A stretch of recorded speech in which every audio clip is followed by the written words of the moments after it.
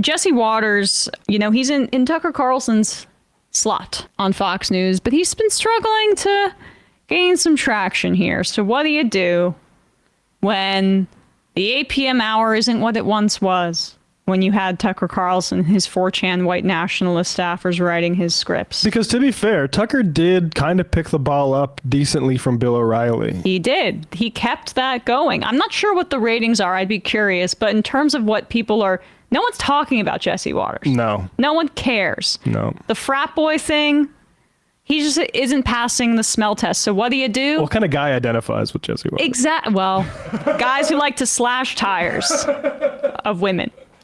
Look it up.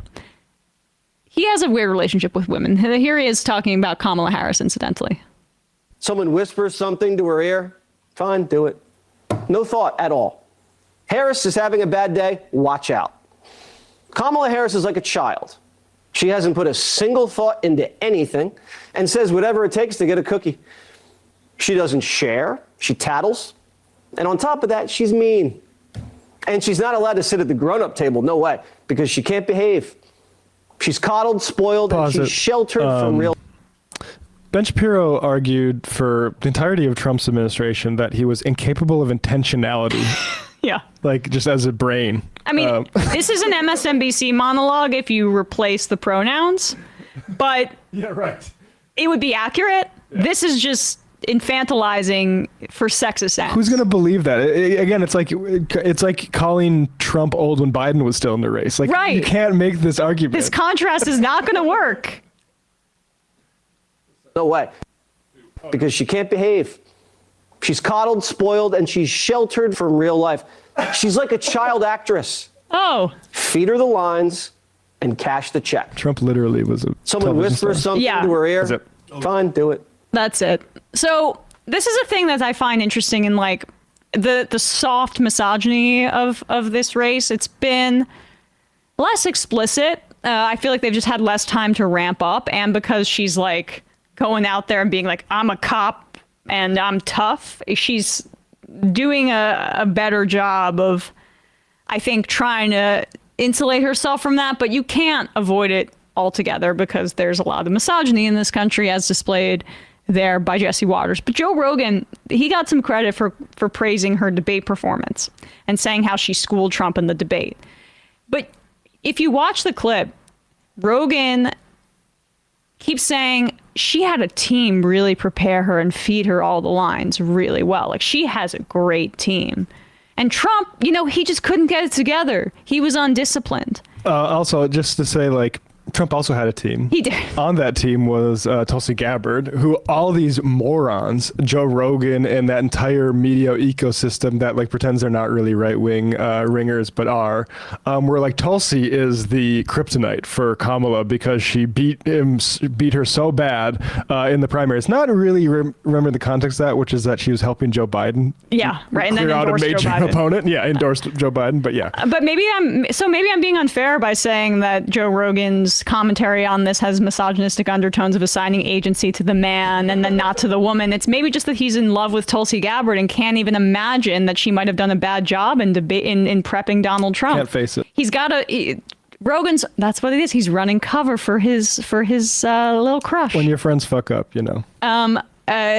When your friends fuck up, you watch them do yoga. But for Jesse Waters, this is what they're doing. They're infantilizing her. She doesn't have agency. She's like a child. And then when she is saying something, it's lines that are fed to her. She can have, I mean, she was attorney general. Then she was a senator. Then she was vice president. Now she's running for president. Yeah. These are extremely concrete and obvious qualifications that if you change the race and gender of the individual would be used in their favor. But for Fox News and for Jesse Waters, goo goo gaga little baby Kamala. That's the thing is like my problem with Kamala is what I think is genuine about her, which is like San Francisco airheaded venture capitalism, which is what we're getting instead of a care economy agenda, which would make a lot more sense.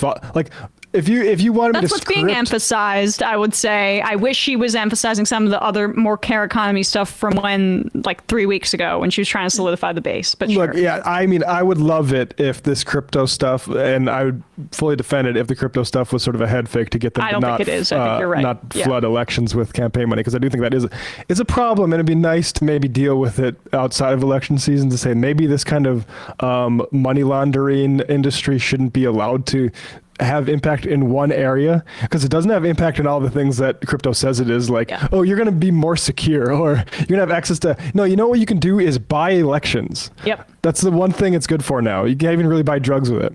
That I do think is sincere, unfortunately, a sincere break from Biden in the way that like he was more skeptical of crypto than Harris. But, I mean, I think that's also a function of like where her political background is, of a big California Coast. Democratic Party machine in Silicon Valley. Same thing if we were to have Kirsten Gillibrand be the nominee for some frickin' reason, right? Financial center here in New York. That's why she's a big crypto backer. So that's something to watch out for. But they're going to have to do a little bit better than this. Jesse, come on, buddy. Pick things up. It's been a year. Look into the ratings, how that's doing. Yeah, we should. Hi, folks. Hey, you've heard me criticize how the mainstream media across the political spectrum either fails to report on important stories or prioritizes their own bias over balanced and comprehensive news coverage. Well, that's why I use Ground News as a solution on a daily basis. Longtime sponsors gather related news and add important context so you can understand how each outlet reports on it and maybe sometimes skews the facts. This, in being so close to the presidential election, you're going to see rhetoric against Harris and Tim Walz is only going to intensify. So I can't recommend enough that you check out Ground News's election page. My Vantage plan gets me access to their election-focused blind spot feed and diverse perspectives on each candidate so I can find the truth on who they really are, not just hear the loudest, most biased opinions. And areas where, frankly, the left or the right is not covering. For each story you read on their platform, you're going to find article Ground News found reporting on it, as well as tags to the next source indicating if they're independently owned or not, how credible their reporting is, and if they have any political bias one way or another, making it really easy to critically analyze different perspectives and come to your own conclusions. Their mission aligns so much with what we try to do on this show. We try and make you more media literate. So I can't recommend enough going to ground.news/majority or scanning my QR code to subscribe. Ground News is independent and subscriber supported. My viewers, however, will save 40% on the same Vantage plan that I use for unlimited access to all their features on a daily basis. Hey, folks, don't forget to hit the subscribe button and check out our daily show. We do it every day at 12 p.m. Eastern for about 2.5 hours. We even take phone calls. You should check that out.